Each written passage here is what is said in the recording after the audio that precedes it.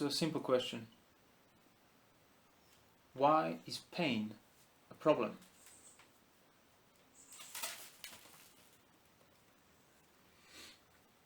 Because I don't want it.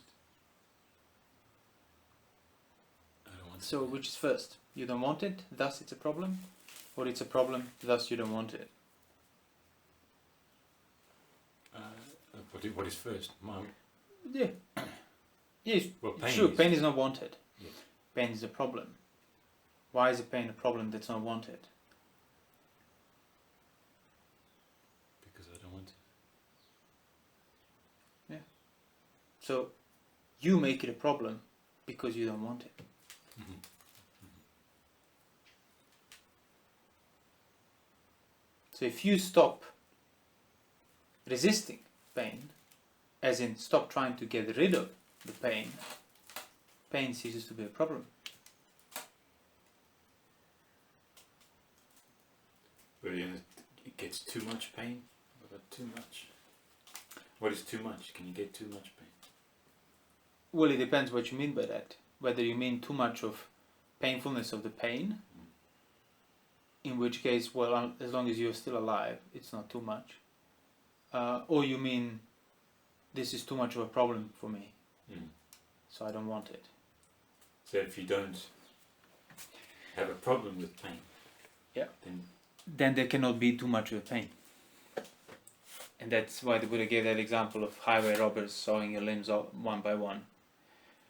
And if the mind has ill will towards them, means it hasn't fulfilled the teaching.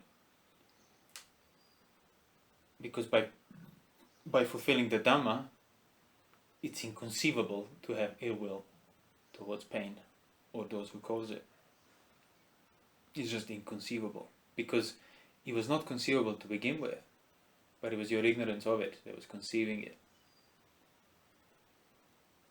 But again, back to the same simple question, which is a reflection anybody can do. Why is painful feeling a problem? Because I would prefer pleasure. Yeah, so why would I prefer pleasure? It's not pain. Which is why is it better then? You realize you won't find an objective answer to it. You have an attitude of not wanting pain, and you have an attitude of wanting pleasure, and your whole life is dictated by that. But if you look at that attitude as to why is that attitude there, you won't find an answer. It's gratuitous attitude. And that's the only thing, the only one and only reason for human suffering of any kind. That's what Buddha meant by craving means suffering. Absence of craving means absence of suffering. Craving is that attitude. I want this, I don't want this. But even if a person just starts reflecting, don't jump into answering right away. So just, why is pain, any pain, physical, emotional, any pain, any disagreeable feeling that I'm experiencing, why is it not wanted by default? Why is that my default attitude?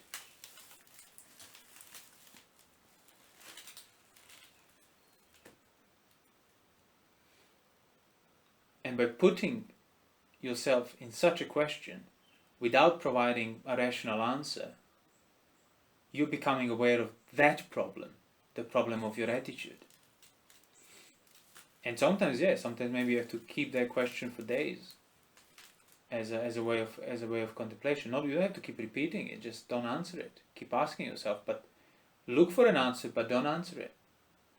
So you're looking, but you're not allowing yourself to formulate it in that rational, psychologizing manner, because you really want to become aware on that emotional level of your resistance to the unpleasant emotion. Yeah, you can give this answer or that answer, but emotionally, you'll still be resisting it. Or you would still want to prolong it, if it's pleasure. But there is absolutely no justifiable reason for not wanting pain. Because if your attitude towards your feelings matters, you would feel only what you want to feel. In other words, feelings would be obeying the attitude. But the fact that you're experiencing pain, which is not wanted, means you have absolutely no say in the domain of feeling. The domain of feeling is unaware of your existence. Feelings feel. Pleasant feeling feels pleasure, unpleasant feeling feels unpleasure, displeasure. Neutral feeling feels neither. That's it. You don't exist for it. Your attitude is a self-assumed parasite upon it, because of which you suffer.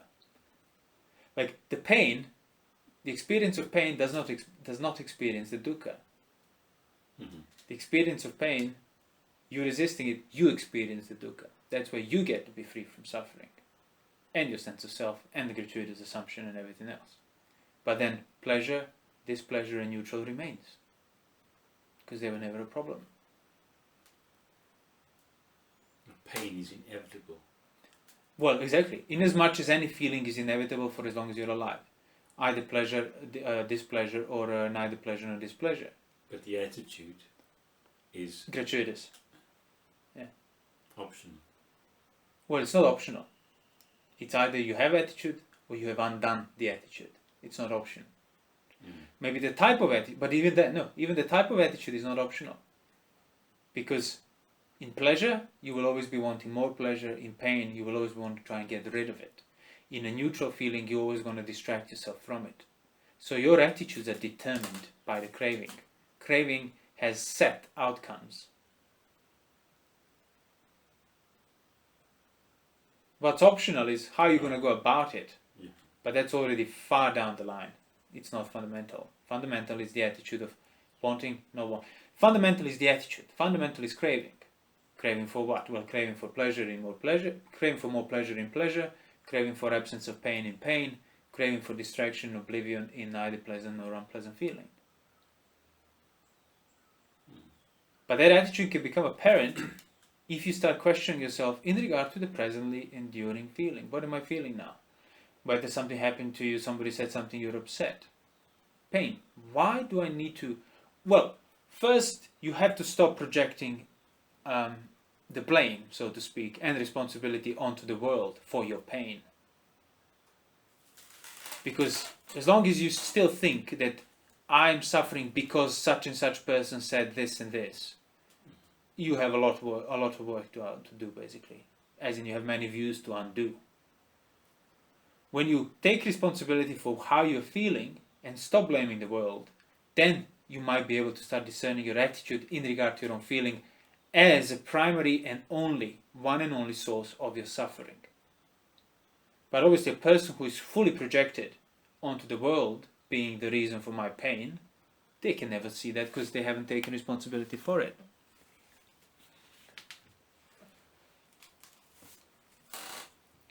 But say you've taken responsibility for you being affected by your feelings, so you stop trying to, talk things out with somebody who upset you. Nothing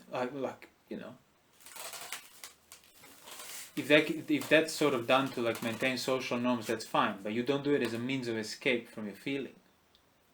You recognize that responsibility for you being affected by what's being felt is on you.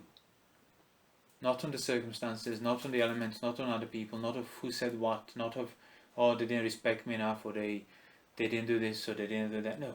All of that is you took for granted the attitude of trying to get rid of this unpleasurable feeling, and then where you look, where would you go about it? He said this, it's his fault.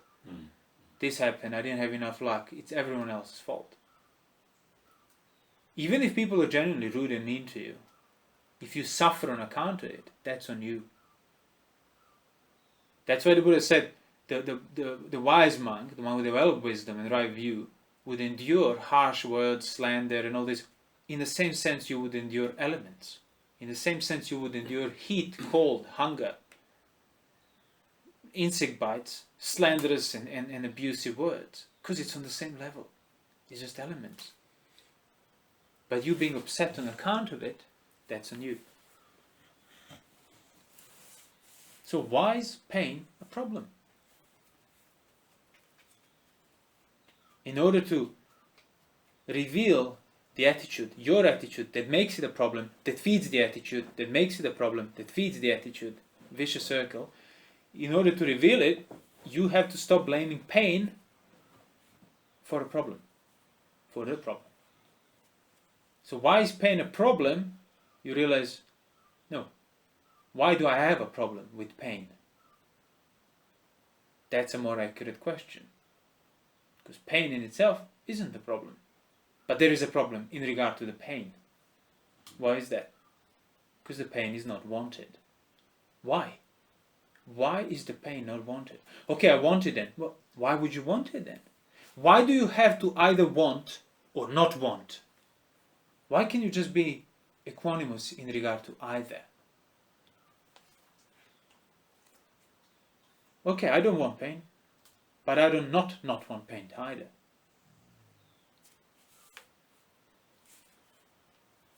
Any pain, big or small, far or near, past, future, any. Attitude in regard to any pain. So if you stop trying to get rid of it, then the attitude towards pleasure becomes also apparent. Stop trying to entertain it. Stop trying to make it stay longer. Stop trying to get more of it.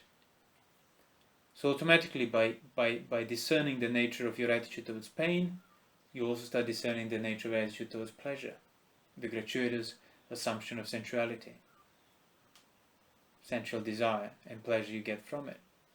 That doesn't mean you stop perceiving agreeable and disagreeable things, but that's one thing. Another thing is craving for more of it and craving for their absence and craving for your distraction.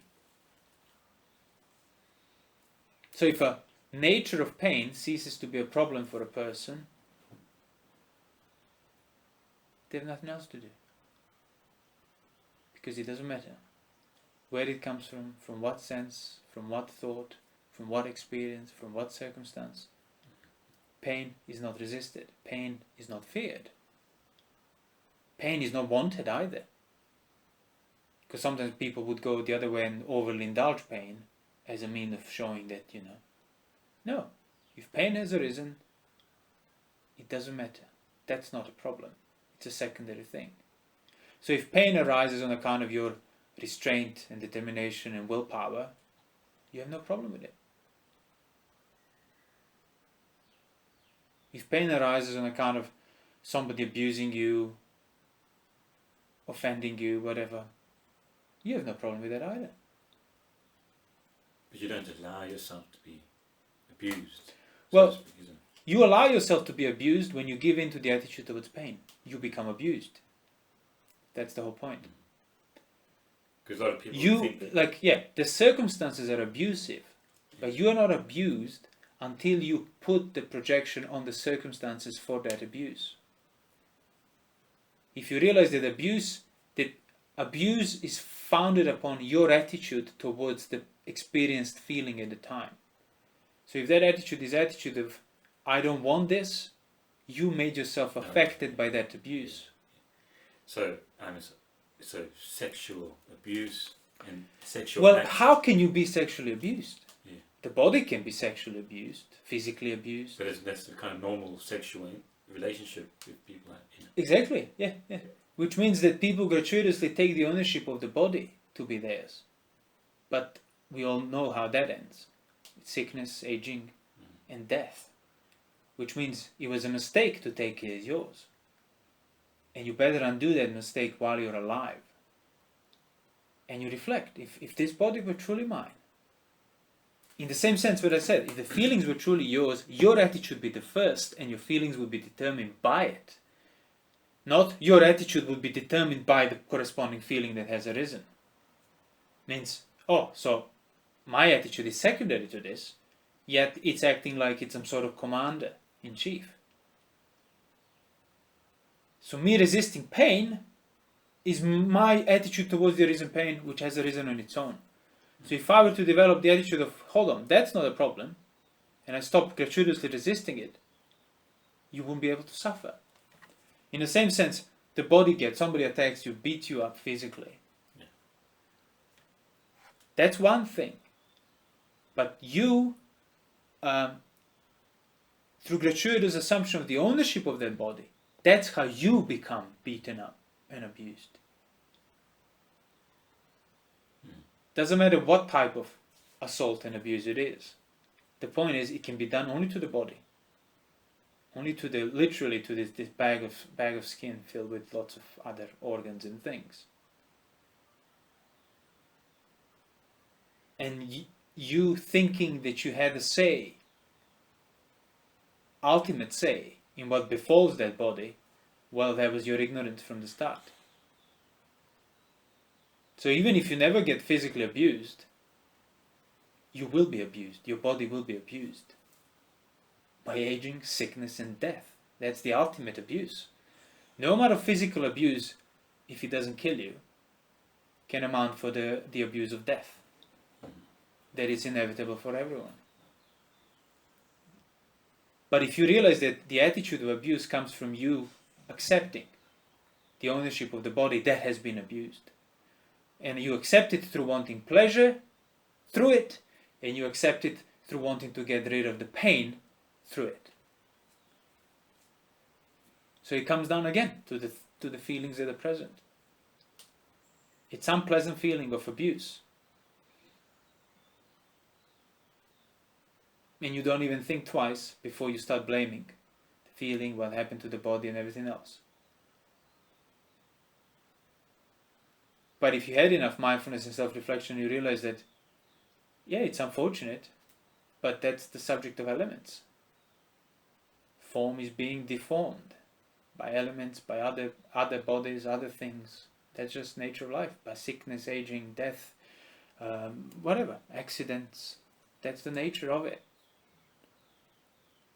And it was actually my mistake to assume that I had a say in that domain, to gratuitously entertain the attitude of saying no to this, or saying yes, I want more of this, whereby I have no say in arising of those things. How can I have a say in prolonging it, or not arising in the first place? How can you have a say in not wanting arising of pain when any attitude towards pain requires pain first?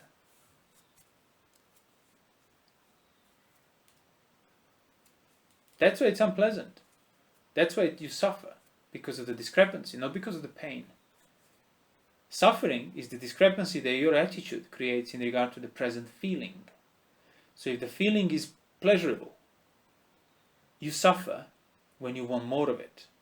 And the discrepancy there is pleasant feeling and wanting more of it, as in not enough of it.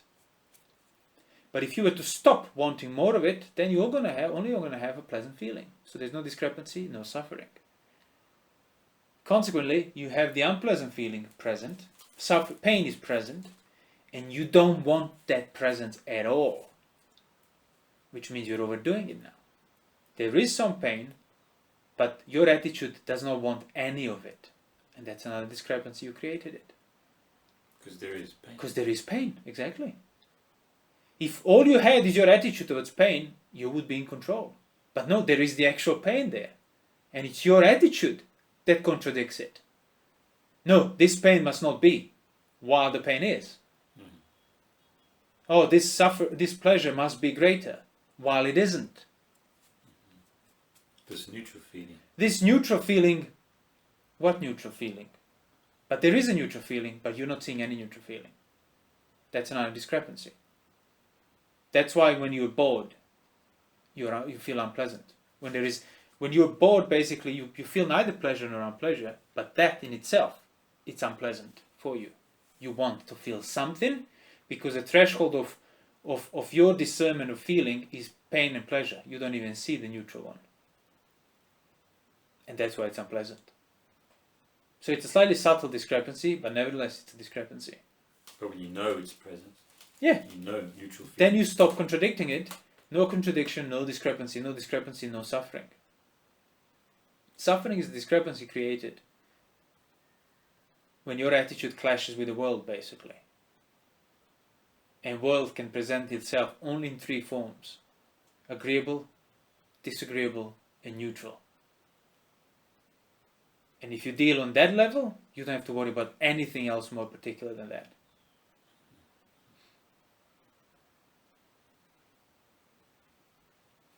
So how to deal with it on that level? Through taking responsibility for whatever is being felt, as in, this is felt by me because of my attitude towards it. I'm making the feeling affect me. Feeling of pleasure, feeling of pain, neutral feeling. So if somebody says something upsetting and the pain arises, that pain is not in what's being said. It's not in that person. It's not in any of the circumstances. It's in your attitude in regard to the circumstances. So you have to take responsibility for suffering, basically. You don't have to take responsibility for agreeable and disagreeable, but you have to take responsibility for wanting agreeable and not wanting disagreeable. What do you mean by taking responsibility? Means seeing that it's on you. Yeah. There's no excuse. It's my responsibility. It's my doing. My doing. I'm responsible for this. So when I suffer, I'm responsible for that. Only through that attitude you can actually get a glimpse at least, and maybe even, go through with it. You can figure out how to not suffer. But for as long as your attitude doesn't take on suffering as your responsibility and conflates suffering with disagreeable circumstances, with painful circumstances, you're not going to see the nature of suffering. How can you free yourself from it? So you have to stop blaming painful circumstances for your suffering. Suffering is not the pain. So there is pain without suffering, but there cannot be suffering without a pain. So if you remove your attitude of denial and trying to get rid of the pain, you won't suffer. If you remove your attitude and indulgent in regard to the pleasure, you won't suffer. You won't suffer on account of either pleasure or pain or neutral feeling. And the more you do that, well, the more you this attitude is maintained through not knowing it, through gratuitously assuming it at face value and acting out of it. You have to know that. Exactly. Well, that's all you can do. You can't decide to stop. Okay, now I will stop trying to get rid of the feeling of unpleasure. That's impossible. But through understanding your attitude towards it, that attitude is being gradually cancelled out. So I feel pain. I feel pain. Mind jumps to blame the circumstances. You recognize that. Wait a minute. How many times has this happened? Many times. How many times will it happen? Do I have a say in circumstances? No. Why do I then keep sort of inflaming myself with this attitude of, this or that person? It just feeds the fire further, while I kind of know already that that's not the problem. That's why they're indignation and anger, and it needs constant maintenance, needs constant action to make it valid. Constant blame. Find a scapegoat for this. It's his fault. It's that fault. Who's going to pay for this? Yeah, there are mistakes and people do things that are unwise. And they're responsible for that. But if you suffer on account of it, that responsibility is solely yours. Let's say the body is sickness. That kind of pain. The sickness, sure. Yeah, but you have to kind of, sort yourself out, take some medicine.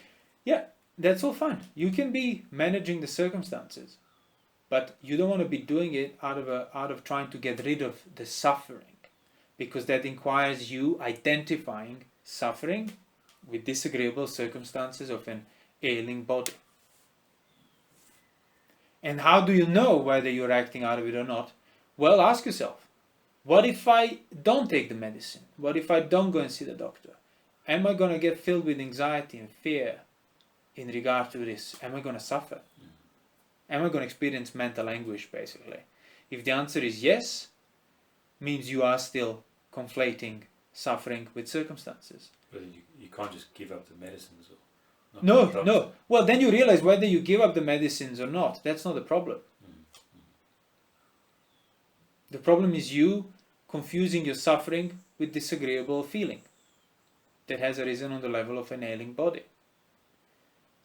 But you are making it into your mental anguish because of the gratuitous attitude of trying to get rid of it. So then you can take a step further and reflect, okay, so this is the work that needs to be done. In order to do that work, I need to stay alive, so I'll take the medicine. That's like properly reflecting.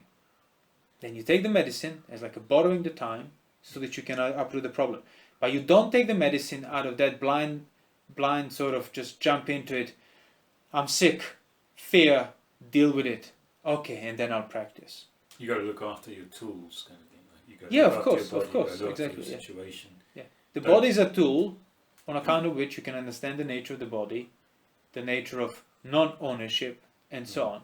And for that you need it. Keep it in a suitable. So that's what we say. He wisely avoids a wild elephant. Yeah. The one who practices Dhamma. He wisely avoids a snake, a charcoal pit, a pack of dogs, because he would be foolish before he has completed the work to ignore the fact that this might kill him. But you don't go around with an attitude of health is good in itself, as in the health is the greatest value. Well, you're going to be sorely disappointed. So health is basically a tool. And then you realize, okay, my health's not perfect, but the tool is still good enough. And you can also then realize that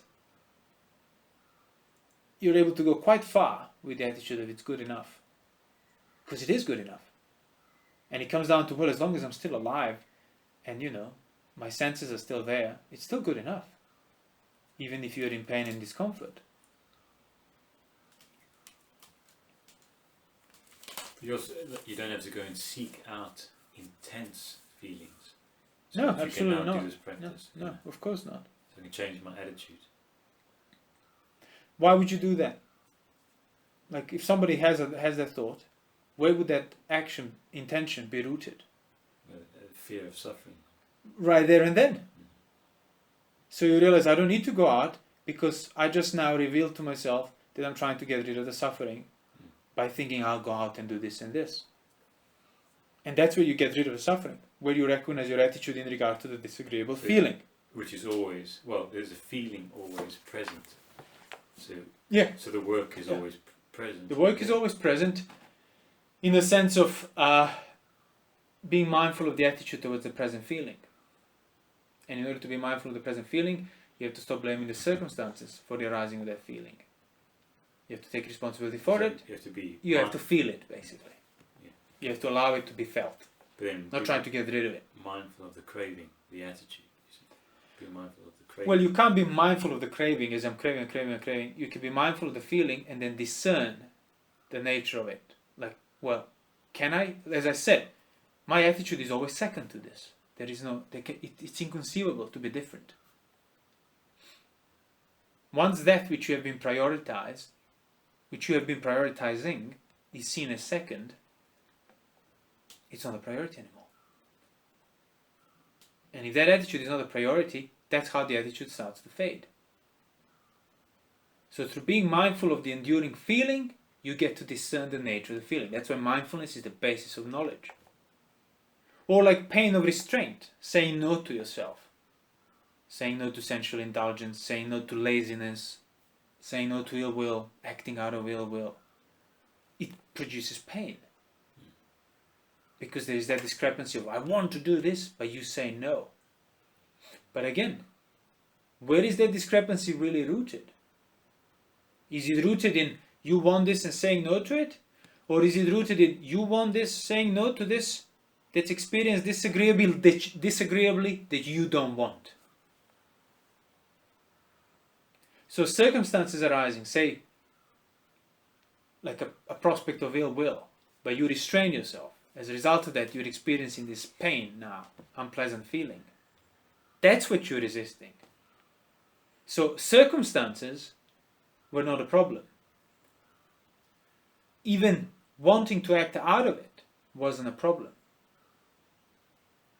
It became a problem when circumstances that were unpleasant, you wanted to get rid of the displeasure through affecting the circumstances. That's where you go and shout,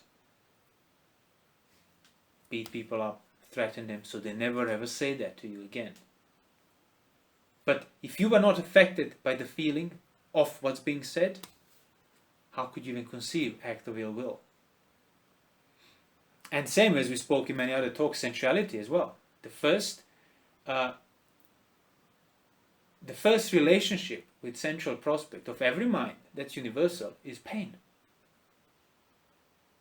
That's why sensuality is so intoxicating, because it's felt very unpleasantly, and if you give in to it, not just that you avoid that, well, that you cover up that pain, but you get more pleasure out of it. So it feels like a double pleasure. But you realize that sensuality is maintained, and people go with, say, I'll like follow the tastes or sexuality, or just careless indulgence of the senses, because it's very painful when the prospect of sensual indulgence presents itself. It's felt very painfully to not give in. And automatically you blame your attitude of not giving in for the pain. But you realize, wait a minute, my attitude is a negative attitude. Like, I'm not doing anything. Negative attitude. Negative attitude means sensuality has arisen. Hey, go and eat all these cakes that you want now. That's a thought. So you're not actually eating the cakes. Yeah. Which means you're still not doing anything. So your response is a negative response. Yeah. Not a bad response. Not a bad response in a negative, like, oh, it's bad. Yeah. No, it means it's basically not a positive action. Yeah. It's a call to a positive action. Go and get these cakes and eat them and enjoy the sense of taste you get from it. Now, all of that is still your thought, and you're not eating it, you're not making any effort. Yeah. So it's a negative experience. It's absence of these cakes. They will provide me with these great pleasures. And that's the pain of it. It's because of your attitude that always welcomes greater pleasure from the currently experienced feeling. So then the prospect of greater pleasure immediately is experienced as that great discrepancy. And then people would give in, go and get all these cakes and overeat and whatnot, because they wanted to avoid the pain in the first place. But can you really avoid, as in, can you really prevent the pain in the first place by doing that? Or can you just covering it up and distract yourself from it? And you realize you can't avoid it. You realize that by giving in value to the joy that comes out of taste through eating all these cakes in this example, you gave in the value, you confirmed that you were affected by it in the first place, by that pain of not having that sensuality. So as we said before, people think sensuality is unpleasant because they say no to it.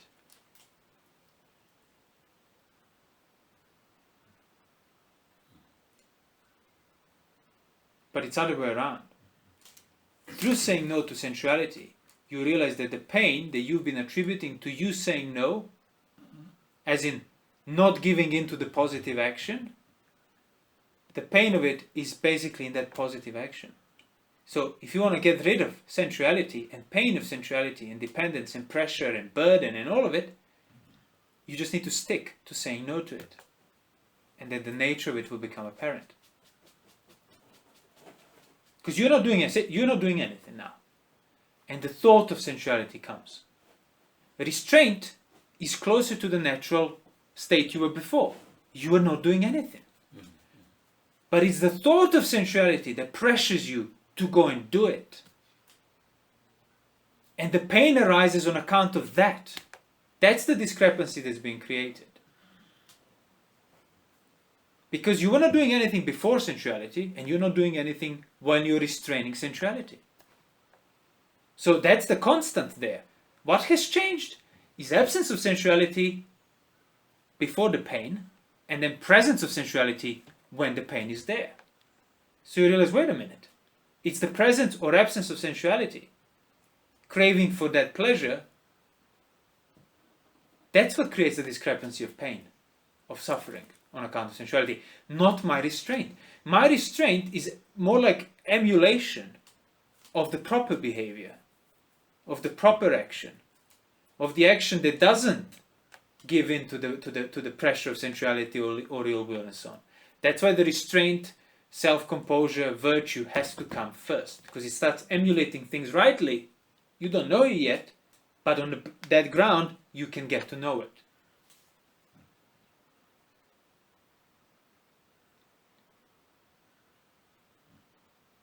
So inevitably pain is going to be felt when you say no to sensuality, and you have to accept it. Once you accept it, then you can say basically to the pain and to yourself that that pain belongs to this sensuality, not to the restraint of it. Because as I said, restraint is that negative, it's no action there. It's abstaining from action. So you've been abstaining from sensual action when there was no sensuality pressuring you. Now sensuality is pressuring you, you're practicing restraint. Again, you're on the same level of abstaining from that action. Yet there is pain. What's different? It's absence or presence of sensuality. And then it becomes even more apparent that one thing for sure, you'll never find peace and like ultimate freedom in the sense of not being pressured by circumstances if you keep engaging with sensuality, with gratuitous cravings of pleasure through your senses, with gratuitous expressions of your ill will through your senses. So whether sensuality touches you, whether ill will touches you, whether boredom touches you, what they all have in common? Pain. It's a disagreeable experience. Having an attitude of wanting to get rid of disagreeable means what? In sensuality, how do you get rid of disagreeable? By saying yes to it. In ill will, how do you get rid of the disagreeable? By affecting the person or whatever circumstances, by saying yes to it, exactly. In boredom, how do you get rid of disagreeable? By saying yes to it and finding things to distract yourself from it. Either way, you have a positive attitude that results in positive actions of indulgence, ill will, distraction. Greed, aversion, delusion. Not metaphysical things, they're things that your attitudes are based on, your actions are based on, because of your attitude in regard to how you're feeling. So from that point of view, that's what Buddha meant, whatever it's felt counts as suffering. Because feeling of agreeable pressures you, feeling of disagreeable pressures you, feeling of neutral pressures you. But again, that pressure is not in the feeling or on the feeling. That pressure is in your ignorance of it.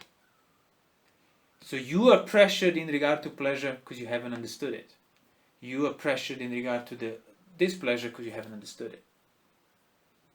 Same goes for the neutral feeling. And that's exactly what Buddha said. If the neutral feeling is not understood, it's felt unpleasantly. Pressure is there. If the neutral feeling is understood, there is no pressure. It's felt pleasantly.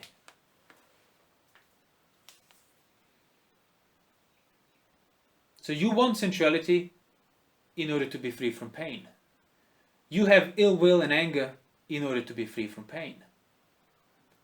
You have distraction, boredom, indolence, laziness in order to be free from pain.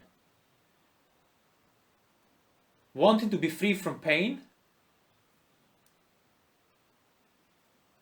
if you stop equating that with trying to get rid of this pain, then you can actually learn how to free yourself from pain, from being affected by the pain. So you will truly be free from pain, not when pain stops arising, but when your attitude towards pain changes. So that's again, just to also add to what you said, you don't have to go out seeking out suffering and pain. Just say no to your desires. And the pain's there. You don't need to go and risk your life and feel threatened and get, that existential dread going. Just start saying no to your daily sense desires, and you'll see how quickly the pain will come knocking on your door. That's what I mean. If the attitude is developed towards pain is not the problem, it's my attitude towards pain that's the problem. Then no amount of pain can prevail over the mind. That's what the Buddha meant for an arahant. The disagreeable feelings cannot overwhelm his mind. He is the one who overwhelms. His mind overwhelms the disagreeable feelings. Or he is the one who overwhelms his mind in regard to disagreeable feelings. And that's not just that he needs to do that as some sort of a determination, sort of willpower practice. No, through understanding, that's just the natural state of affairs. When disagreeable arises, it has arisen overwhelmed by the mind that has understood it. Basically, understanding overwhelms the disagreeable. Presence of understanding automatically is higher than disagreeable or agreeable or neutral. So none of those feelings can overwhelm it anymore. Because it's not on the level of just I'm doing this, it's on the level of this thing, this pain that's there, there is the understanding of that pain that's there simultaneously with that pain.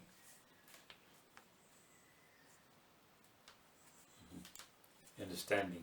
You understand what's there. So that understanding depends on what's there. But whenever that thing is there, it has been understood. Right there and then, because it's there. Not because you theorized about it and rationalized about it. No, it's because it's there. That's what's been understood. Presence of that thing. Presence of agreeable feeling, presence of disagreeable feeling. And there's just another way of saying there is no more attitude. There is no more assumed, almost entitled attitude in regard to pleasure, pain, or neutral. So then, pleasure feels pleasantly, displeasure feels unpleasantly, and neutral feelings it feels neutrally. And there is no suffering in regard to any.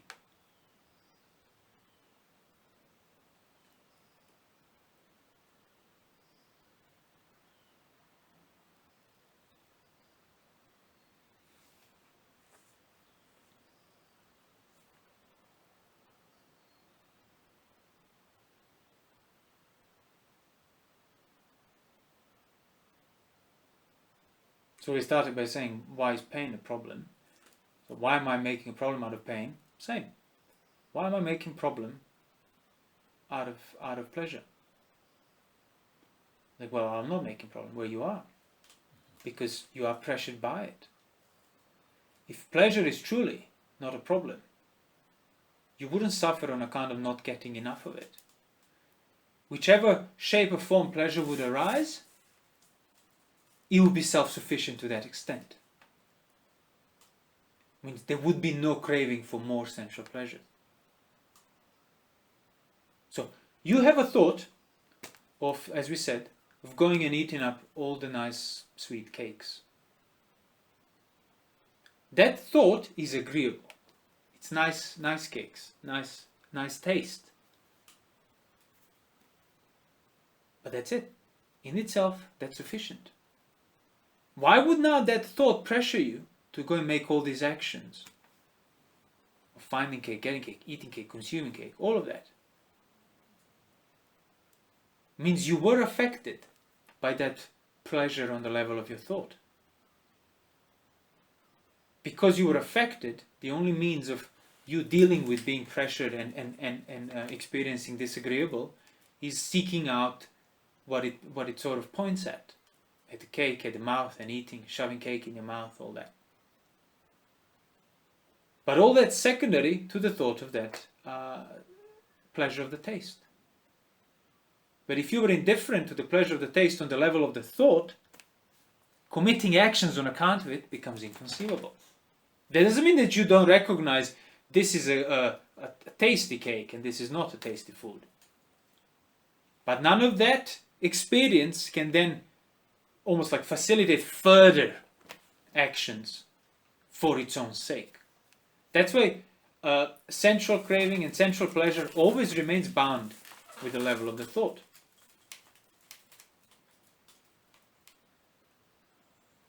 Because the only reason you'll be going there and doing this and eating the cake, because the context of the thought of consuming a tasty food is still there, giving the meaning to all of your individual actions of getting there.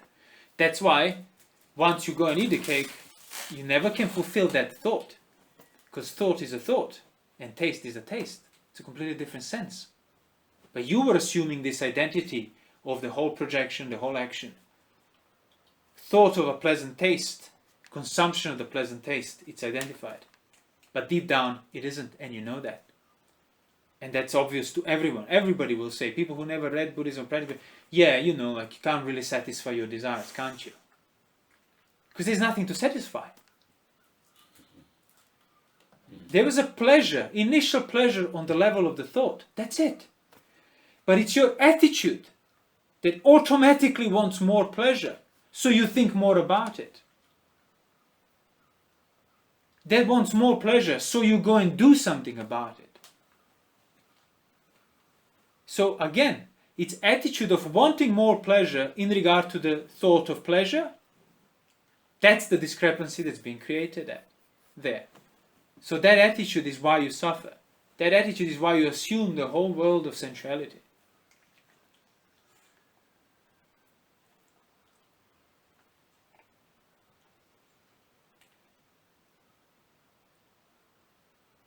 But if you undo the attitude of automatically wanting pleasure and automatically not wanting pain, then you have an agreeable thought of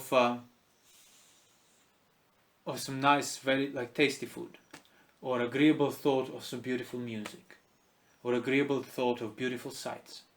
That's it. They're just beautiful things that you thought about. And that agreeability of them stays with them. There is no attitude of you, I want more of this. And that's why in the thought, in the thought, there will be only the thought. In the sight, there will be only the sight. In the sound, you hear something pleasant, that pleasure is confined to that pleasure. Because you don't interfere with it through your attitude of wanting more of it. You don't interfere with it through your attitude of trying to get rid of it. So in the seen, there'll just be the seen. In the heard, there'll just be the heard. The Bhakya Sutta, the famous Bhakya Sutta. Not because you got so absorbed in the seen that there's only the seen. No, it's because in the seen, there can only be the seen. You can't have something else in the seen. No. If it's there, it's seen. You can't have the heard in the seen. You can't have the heard in the seen or the thought in the seen. Inasmuch you can't have the seen in the thought. And that's what I'm saying here. That's why sensuality is on the level of the mind. And that's what I said. Even for the Tathagata, the beautiful things remain in the world, but it's the desire and lust, his thought and desire and lust that's been perpetuated through it. That's what he has uprooted.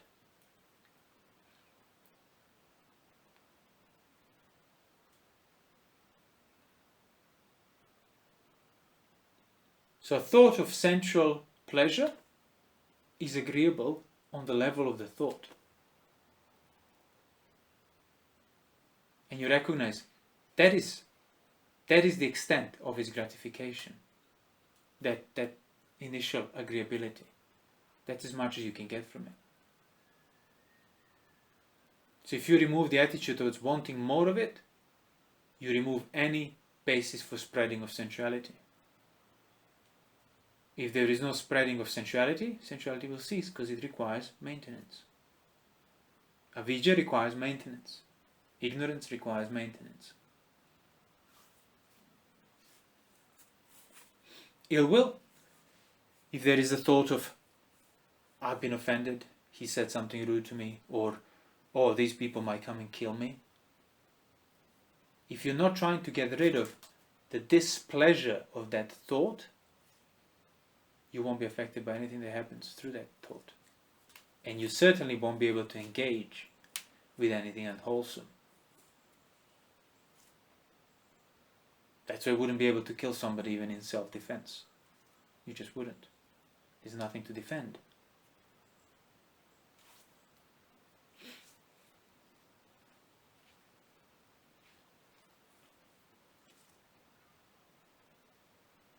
So why is pain not wanted and why is pleasure wanted? So it's not about getting rid of the pleasure or having more of it. It's not about getting rid of the pain, making it never appear. It's about not wanting one and not trying to get rid of the other. That's it. Now you can't say you have a thought, as we said, of eating some tasty food, and then you're full on chugging food down your throat, just swallowing it, and saying to yourself, but see, I don't want it on the level of my thought. That's inconceivable. That's a contradiction in terms. That's why Buddha said it's impossible to engage physically with sensuality without having sensual perceptions on the level of thought. You just can't. Hence the sense restraint, the physical restraint needs to come first. Because it's based on that wrong discrepancy. So, through engaging with it, you're affirming the discrepancy. If you're affirming the discrepancy, you're affirming suffering. How can you get rid of suffering when you're affirming it through your own very actions?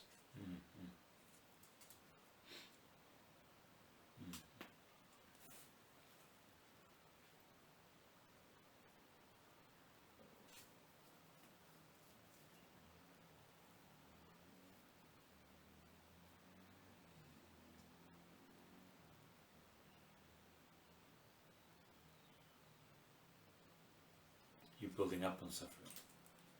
You take suffering as your foundation. Yeah, exactly.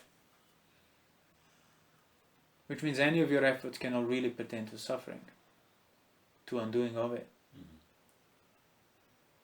But trying to cover it up. Trying to get rid of it. But trying to get rid of it is perpetuation of the attitude that creates the problem. That's what I meant. Your attitude creates the problem, and problem perpetuates it once created. But there is no first point where that problem was created and wasn't before. There's no first point to avidya.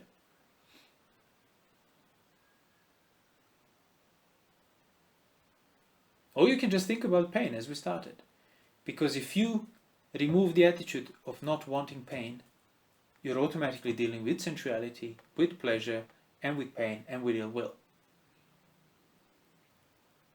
Because you would give in to sensuality because it's unpleasant to not do so. So the way of getting rid of that displeasure is by doing so. But what if you're not affected by that displeasure in the first place? Then you realize, oh, there's nothing for me to get rid of. There's nothing for me to get engaged with.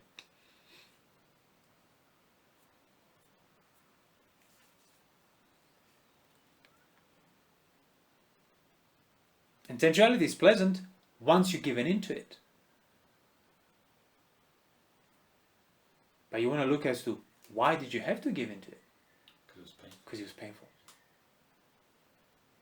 And everybody knows that.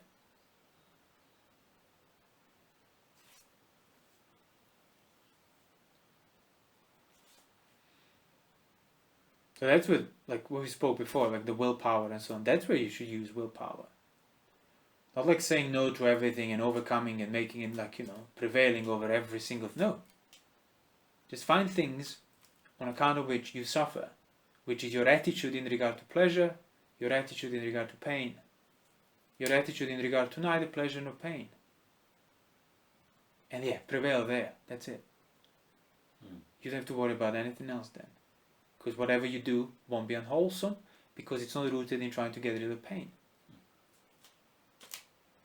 It's not rooted in the discrepancy.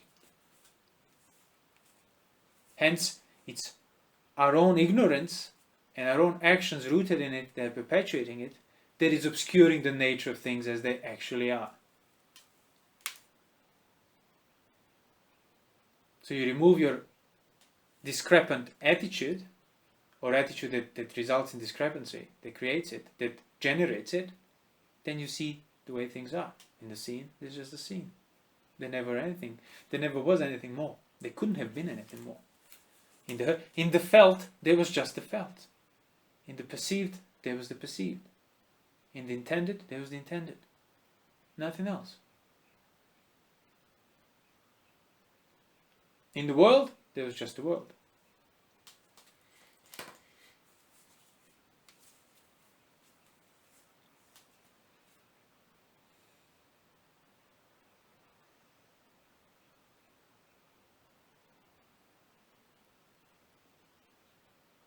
So in that sense, you can truly learn from your pain,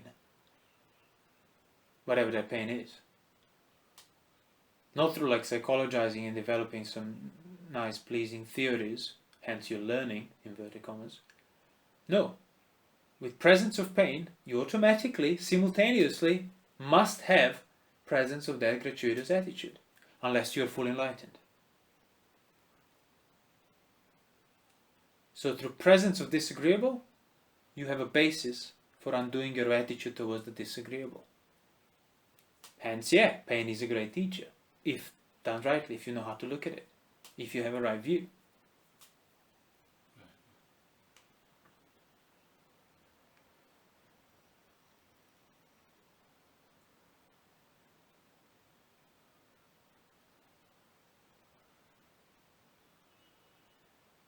Because if you know where to look, then all you have to do is practice composure, self-control, restraint, because all these things will be revealing the nature of feelings that are experienced unpleasantly. It will be revealing the displeasure of sensuality, the displeasure of ill will. Will be revealing it, not creating it. And once you reveal the displeasure that was making you have the attitude towards getting rid of the displeasure, you start to undo the attitude automatically.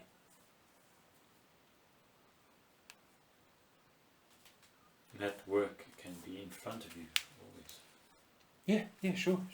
It is. It is always, because it's always something felt, which means there's always attitude in regard to whatever's being felt. You say that's the only work that needs to be done. That's the only work. That's the work on the most fundamental level. If you fix things on the most fundamental level, everything else built on top of it will be fixed equally. If you purify the stream at its very origin, top of the mountain, eventually even the rivers and seas that are being filled by that stream will be purified.